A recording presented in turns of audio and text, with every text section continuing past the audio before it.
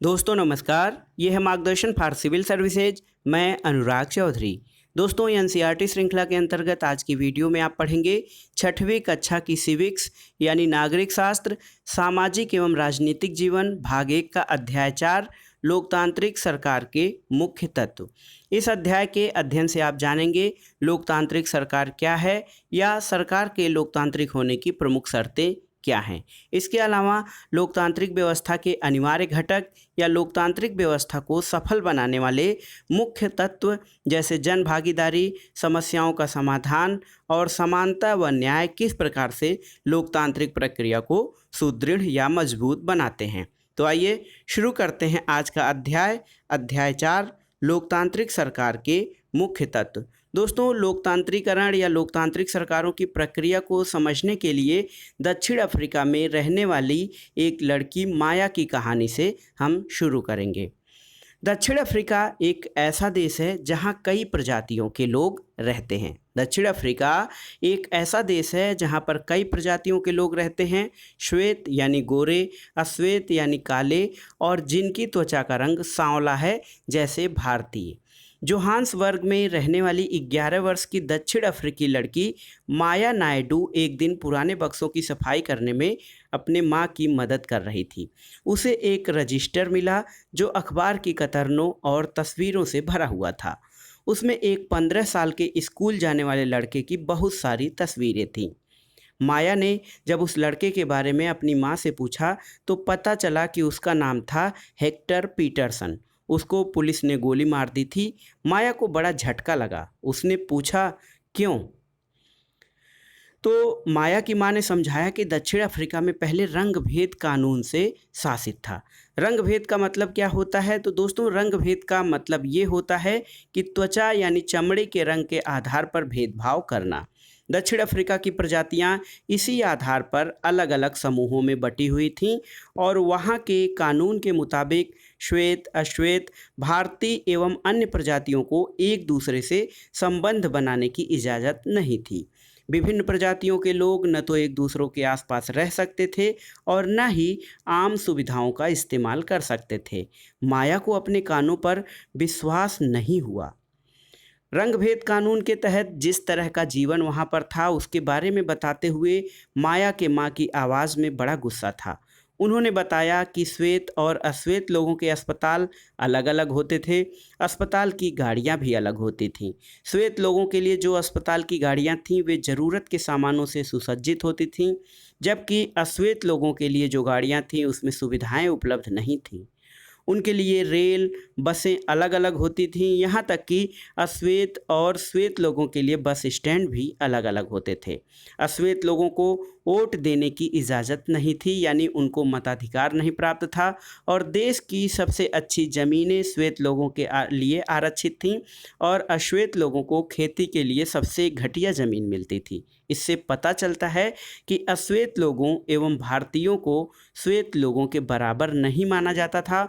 उनके साथ भेदभाव किया जाता था, असमानता और अन्याय का व्यवहार किया जाता था। दक्षिण पश्चिमी हिस्से में एक शहर था सोवेटो, जहां सिर्फ अश्वेत लोग ही रहते थे।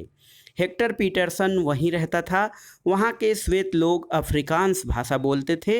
हेक्टर और स्कूल के अन्य विद्यार्थियों पर इस भाषा को सीखने के लिए जोर डाला जा रहा था, जबकि वे अपनी भाषा जुलू सीखना चाहते थे। हेक्टर अपने सहपाठियों के साथ मिलकर अफ्रीकांस सीखने का विरोध कर रहा था। दक्षिण अफ्रीका की पुलिस ने विरोध करने वाले इन लोगों को बड़ी बेरहमी से पीटा और भीड़ पर गोलियां बरसाईं। उनमें से एक गोली हेक्टर को लगी और वह मारा गया।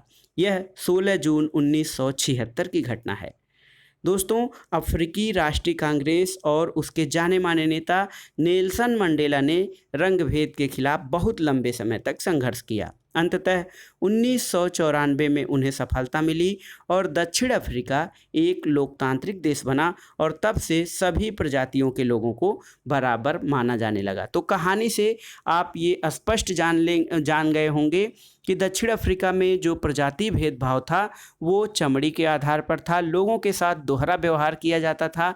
जो अश्वेत या काले लोग थे उनको समाज में निम्न दर्जे का समझा जाता था, उनको कोई अधिकार नहीं प्राप्त थे और ना ही उनको कोई कोई सुविधाएं ही प्राप्त थीं। लेकिन अफ्रीकी राष्ट्रीय कांग्रेस के नेता नेल्सन मंडेला के संघर्ष से दक्षिण अफ्रीका में जो रंगभेद था उसकी समाप्ति हुई और वहाँ पर एक लोकतांत्रिक सरकार की स्थापना हुई और सभी प्रजातियों के लोगों को बराबर माना जाने लगा। दोस्तों, अब आइए समझने की कोशिश करते हैं कि सरकार के लोकतांत्रिक होने का हमारे लिए क्या मतलब है, अर्थात कोई देश लोकतांत्रिक है इसका क्या अर्थ हो सकता है, यानी लोकतांत्रिक होने के कौन कौन से घटक हो सकते हैं या लोकतांत्रिक सरकार के कौन कौन सी प्रमुख शर्तें हो सकती हैं उसके बारे में जानते हैं। तो सबसे पहली शर्त है भागीदारी। दोस्तों, किसी भी देश में जनता की जो भागीदारी होती है वो अत्यधिक मात्रा में होनी चाहिए और जनता की भागीदारी समाज के सभी वर्गों के लोगों की होनी चाहिए, तब उस देश को लोकतांत्रिक माना जा सकता है और ये लोकतांत्रिक होने की एक पहली शर्त होती है। आप लोकतंत्र, पिछले अध्याय में आपने जाना कि लोकतंत्र क्या है। तो लोकतंत्र ऐसी व्यवस्था है जिसमें शासन का जो अंतिम सत्ता होती है वो जनता में होती है और हमारे यहाँ जो नियमित रूप से चुनाव होते हैं वो लोकतंत्र के लोगों के निर्णय की प्रक्रिया को दर्शाते हैं। लोकतंत्र में प्रत्यक्ष लोकतंत्र इतने बड़े जनसंख्या वाले राष्ट्रों में जो है संभव नहीं है, इसीलिए वो अपने प्रतिनिधियों के माध्यम से शासन करते हैं और प्रतिनिधियों के चुनाव की ये प्रक्रिया जो है वो मतदान के द्वारा निर्धारित होती है।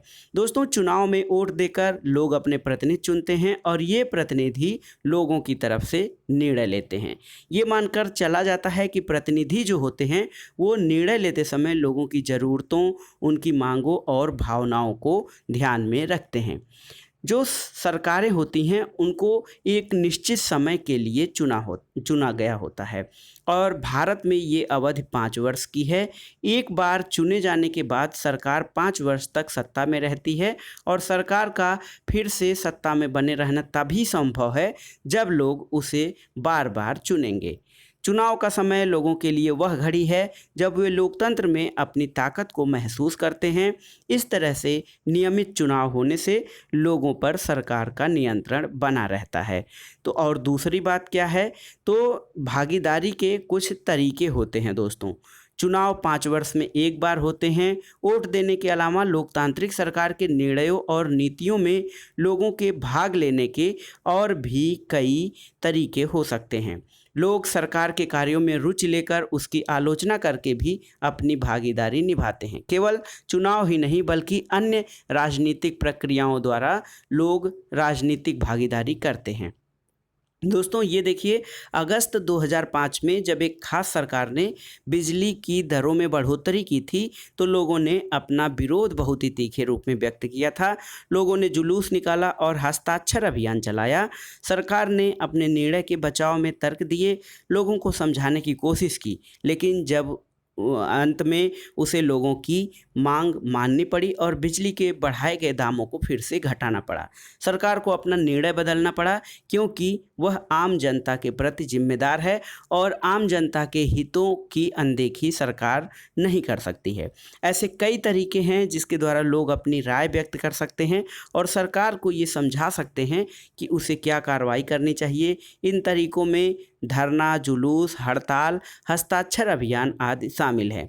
इसके जरिए जो बातें गलत हैं और न्यायसंगत नहीं हैं उन्हें सामने लाया जाता है। दोस्तों, यहाँ पर सहमति और असहमति प्रकट करने के लिए यहाँ पे एक कार्टून दिया गया है। देखिए, यहाँ पे नलों के सामने कुछ बर्तनों की लाइनें लगी हैं और एक नेताजी कह रहे हैं कि हाल बुरा नहीं है, ज़रूर पास के किसी गांव में नल से पानी आ रहा होगा। तो ये एक धारणा है जो बनाई गई है, जबकि नलों के किनारे बर्तनों की इतनी लंबी लाइनें दर्शाती हैं कि पानी की बहुत समस्या चल रही है। संपादक के नाम चिट्ठी भी लिखी जाती है कि पोस्टरों पर रोक लगाई जाए। इसके अलावा बाघों की संख्या में गिरावट आ रही है, उसके लिए जो कार्रवाई की बात एक जो है पाठक द्वारा कही गई है। इसके अलावा ये हेडलाइन देखिए, सरकार बाढ़ पीड़ितों को मुआवजा अवश्य दे। तो ये सभी भागीदारी के तरीके हैं कि किस प्रकार से राजनीतिक भागीदारी की जाती है। अखबार, पत्रिकाएं और टेलीविज़न भी जनता से जुड़े मुद्दों को सरकार की जिम्मेदारियों पर चर्चा करने में महत्वपूर्ण भूमिका निभाते हैं। ये सच है कि लोकतंत्र लोगों की भागीदारी का मौका देता है। दोस्तों, लोकतंत्र तभी सार्थक है या लोकतंत्र की सफलता उसी में है जब उसमें जनता की सक्रिय भागीदारी हो, और ये भी सच है कि सभी वर्ग के लोगों को ये मौका नहीं मिल पाता है। लोगों के लिए भागीदारी या पार्टिसिपेशन का एक अन्य तरीका ये है कि वे आंदोलन करें। आंदोलन किसके लिए होता है? तो अपनी मांगों को पूरा करने के लिए या अनुचित मांगों को समाप्त करने के लिए या अनुचित निर्णयों को समाप्त करने के लिए ये आंदोलन किया जाता है। जो सरकार उसके काम करने के तौर तरीके के चुनौती देने के लिए ये आंदोलन होते हैं। दोस्तों, इनमें दलित, आदिवासियों, अल्पसंख्यकों, महिलाओं और अन्य लोगों की भागीदारी अक्सर इन आंदोलनों के जरिए ही हो पाती है। अगर देश के लोग सजग हैं और अपने अधिकारों के प्रति जागरूक हैं, इस बारे में रुचि लेते हैं कि देश कैसे चलाया जाता है, तो उस देश की सरकार का लोकतांत्रिक स्वरूप और भी मजबूत होता है। तो ये सब कैसे संभव होता है? जागरूकता शिक्षा के द्वारा आती है और राजनीतिक शिक्षण इसमें एक महत्वपूर्ण कारक के रूप में सामने आता है। और जब लोग शिक्षित होंगे, अपने अधिकारों के प्रति जागरूक होंगे, उनके साथ न्याय हो रहा है या अन्याय हो रहा है इसको जानेंगे, तो ऐसे में देश की सरकार का जो लोकतांत्रिक स्वरूप होता है और भी मजबूत होता है। अगली बार अगर हमें शहर, कस्बे या गांव की गली से कोई जुलूस गुजरते दिखे, तो हम एक क्षण रुककर पता करें कि जुलूस किस लिए निकाला गया है, उसमें भाग लेने वाले लोग कौन हैं और किस मुद्दे पर प्रदर्शन कर रहे हैं। और ये सब हमें ये समझने में मदद करेगी कि हमारी सरकार कैसे काम करती है। दूसरा जो लोकतांत्रिक प्रक्रिया है या लोकतांत्रिक सरकार के मुख्य तत्व के अंतर्गत जो लोकतंत्र की प्रक्रिया है, उसमें दूसरा कारक है विवादों का समाधान।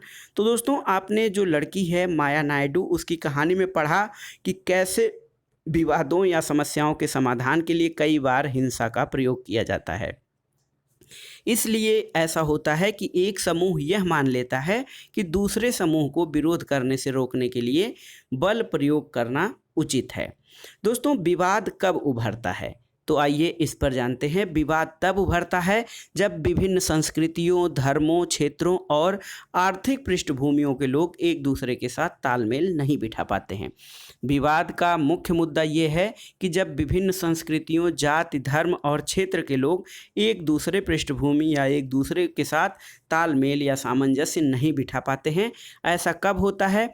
ऐसा तब होता है जब कुछ लोगों को लगता है कि उनके साथ असमानता या भेदभाव का व्यवहार किया जा रहा है। लोग अपने विवादों को खत्म करने के लिए हिंसात्मक तरीके भी अपनाते हैं, जिससे अन्य लोगों में भय और असुरक्षा की भावना फैलती है। सरकार की क्या जिम्मेदारी होनी चाहिए विवादों के निपटारे में? तो दोस्तों, विवादों के समय या उनके निपटारे के लिए सरकार की जिम्मेदारी होनी चाहिए कि वो इन विवादों का समाधान करे, क्योंकि सरकार ही वह प्रभुसत्ता संपन्न संस्था है जो लोगों के या जो अपने आंतरिक जो विवाद उत्पन्न हो रहे हैं उनको समाप्त करे। दोस्तों, समाज में कई प्रकार के विवाद हैं, जैसे धार्मिक जुलूस और उत्सव ही कई बार समस्या का कारण बन जाते हैं। जैसे धार्मिक जुलूस किस रास्ते पर निकलें, यही कई बार विवाद का कारण बन जाता है। कई बार हिंसा भड़कने का खतरा उत्पन्न हो जाता है और कभी कभी जुलूस के लोग उत्तेजित हो जाते हैं। कभी लोग जुलूस पर पत्थर फेंकते हैं या उसे रोकने की कोशिश भी करते हैं। सरकार, खासकर पुलिस, ऐसे मौक़ों पर बहुत ही महत्वपूर्ण भूमिका निभाती है ताकि कानून और व्यवस्था की स्थिति बनी रहे। पुलिस की जिम्मेदारी ये सुनिश्चित करने की होती है कि आपस में टकराव की स्थिति न पैदा होने पाए, हिंसा न भड़के और सभी पक्षों को एक जगह बिठाकर बात करवाया जाता है ताकि विवाद का समाधान निकल सके। दोस्तों, भारतीय संविधान में भी बुनियादी नियम और कानून दिए गए हैं। भारतीय संविधान जो है वो नियम और कानून का संग्रह है। कोई भी संविधान जो होता है वो नियमों और कानूनों का संग्रह होता है जिससे उसकी सरकार चलाई जाती है और सरकार और जनता के मध्य संबंधों का निर्धारण किया जाता है। ये संविधान की परिभाषा है। तो भारतीय संविधान के मूल नियम और कानून दिए गए हैं। ये कानून सरकार और लोगों के लिए हैं। सबको इनको मानना पड़ता है और विवादों का समाधान इन्हीं कानूनों के आधार पर किया जाता है। धार्मिक जुलूसों के अलावा नदियां भी कई बार विवाद का कारण बन जाती हैं। कुछ नदियों को एक से अधिक राज्यों से होकर बहती हैं। जिन राज्यों से नदी गुजरती है उनके बीच में नदी के पानी का बंटवारा विवाद का कारण बन जाता है। जैसे आपने कावेरी जल विवाद, कावेरी नदी जल विवाद सुना होगा, जो कर्नाटक और तमिलनाडु के बीच काफ़ी हद तक पानी को लेकर चल रहा विवाद था। कर्नाटक के कृष्णा राज सागर बांध में भरा हुआ पानी कई जिलों में सिंचाई के काम आता है। इस पानी से बेंगलुरु शहर की ज़रूरतें भी पूरी होती हैं, जबकि तमिलनाडु के मैटूर बांध में भरे हुए इसी नदी के पानी से राज्य के डेल्टा से क्षेत्र में सिंचाई होती है। ये देखिए कावेरी नदी का दृश्य दिया गया है। दोनों बांध एक ही नदी पर बने हुए हैं। कर्नाटक का कृष्णा राजा सागर बांध कावेरी नदी के ऊपरी छोर पर स्थित है और तमिलनाडु का मेटूर बांध जो है वो निचले छोर पर। मेटूर बांध में पानी तभी आ सकता है जब कृष्णा राजा सागर बांध से पानी छोड़ा जाए। दोनों राज्यों को अपने लोगों की ज़रूरतों के लिए भरपूर पानी चाहिए, जो कि नहीं मिल पाता है और इसके कारण विवाद उत्पन्न होता है। ऐसे विवादों के उत्पन्न होने पर राष्ट्रीय सरकार को कदम उठाना पड़ता है ताकि दोनों राज्यों के लिए पानी का सही बंटवारा हो सके और सभी लोगों की ज़रूरतों को पूरा किया जा सके। लोकतांत्रिक सरकार के मुख्य तत्वों में तीसरा प्रमुख तत्व है समानता और न्याय। तो लोकतांत्रिक सरकार के विचारों में एक है समानता के प्रति वचनबद्ध होना, यानी जो वही सरकार लोकतांत्रिक सरकार कही जाएगी जो न्याय और समानता पर आधारित हो और वो लोगों के लिए न्याय और समानता के आदर्श को लेकर चले। न्याय और समानता को एक दूसरे से अलग नहीं किया जा सकता है। देखिए, अन्याय और असमानता जो हैं वो किसी भी लोकतांत्रिक प्रक्रिया के मार्ग में सबसे बड़ी बाधा है। एक हमारी सामाजिक समस्या भी रही है, जैसे अस्पृश्यता या छुआछूत की समस्या, उस पर अब कानून द्वारा रोक लगा दी गई है। लंबे समय तक दलित लोग या जो अनुसूचित जाति के लोग हैं उनको शिक्षा, स्वास्थ्य और यातायात की सुविधाओं से वंचित रखा गया था और पहले हालात ये थे कि उन्हें मंदिरों में घुसने नहीं दिया जाता था। डॉक्टर अंबेडकर, जिनके बारे में आपने पिछले अध्याय में पढ़ा था, और कई अन्य लोगों ने जोर देकर कहा कि यह प्रथा घोर अमानवीय है और अन्याय और असमानता पर आधारित है। न्याय तभी प्राप्त हो सकता है जब लोगों के साथ बराबरी का व्यवहार हो। सरकार भी समानता और न्याय की ज़रूरत को पहचानती है और उन समूहों के लिए विशेष प्रावधान करती है जो समाज में अब भी बराबर नहीं माने जा रहे। जैसे हमारे समाज में एक और आम प्रवृत्ति है कि लोग लड़कों की देखभाल लड़की से ज़्यादा करते हैं, यानी लड़कों को कुछ विशेष छूट और स्वतंत्रता मिलती है जबकि लड़कियों को ऐसा महत्व नहीं मिलता है जितना कि लड़कों को दिया जाता है। ये धारणा गलत और अन्यायपूर्ण है और इसे दूर करने के लिए सरकार ने कुछ कदम उठाए हैं। सरकार ने लड़कियों के विकास के लिए कुछ योजनाएं चलाई हैं, उनके शिक्षा के लिए, उनके पोषण के लिए, स्वास्थ्य के लिए और साथ ही आर्थिक जो है मदद देने के लिए गार्जियंस जो हमारे अभिभावक हैं, लड़कियों की शिक्षा, उनकी पढ़ाई, उनके शादी विवाह के लिए भी कुछ अनुदान दिया जाता है ताकि लड़कियों को बोझ न माना जाए। और इसके अलावा सरकारें लड़कियों के हित में कुछ अन्य कार्यक्रम भी चलाए जा रहे हैं ताकि उनको समान रूप से विकास के अवसर दिए जा सकें। सरकारी स्कूल और कॉलेजों में लड़कियों की फीस माफ़ करने या कम करने का भी प्रावधान किया गया है। तो दोस्तों, ये था आज का वीडियो। सामाजिक एवं राजनीतिक जीवन भाग 1, जो कि 6वीं कक्षा की सिविक्स या नागरिक शास्त्र की पुस्तक है, उसका अध्याय 4 आपने देखा, लोकतांत्रिक सरकार के मुख्य तत्व। इस अध्याय में आपने जाना कि लोकतांत्रिक सरकार क्या होती है और लोकतांत्रिक होने की प्रमुख शर्तें क्या है। इसमें मुख्य रूप से जनता की भागीदारी, समस्याओं या विवादों का समाधान तथा समानता और न्याय पर आधारित व्यवस्था की स्थापना जो है वो लोकतांत्रिक सरकार के मुख्य कार्य होते हैं और यही वो घटक हैं। यानी ऐसी सरकार लोकतांत्रिक सरकार कही जाएगी जिसमें जनता की सक्रिय भागीदारी हो और वो सरकार समस्याओं और विवादों का समाधान करने में सक्षम है तथा सभी लोगों को समानता और न्याय का अधिकार मिले, उस सरकार को लोकतांत्रिक सरकार कहा जाएगा। तो दोस्तों, ये था आज का वीडियो। बहुत ही आसान भाषा में आपने समझा। वीडियो आपको कैसा लगा हमें कमेंट बॉक्स में ज़रूर बताइएगा। वीडियो को लाइक करें, शेयर करें और इस चैनल मार्गदर्शन फॉर सिविल सर्विसेज को सब्सक्राइब करें। वीडियो देखने के लिए धन्यवाद। नमस्कार दोस्तों।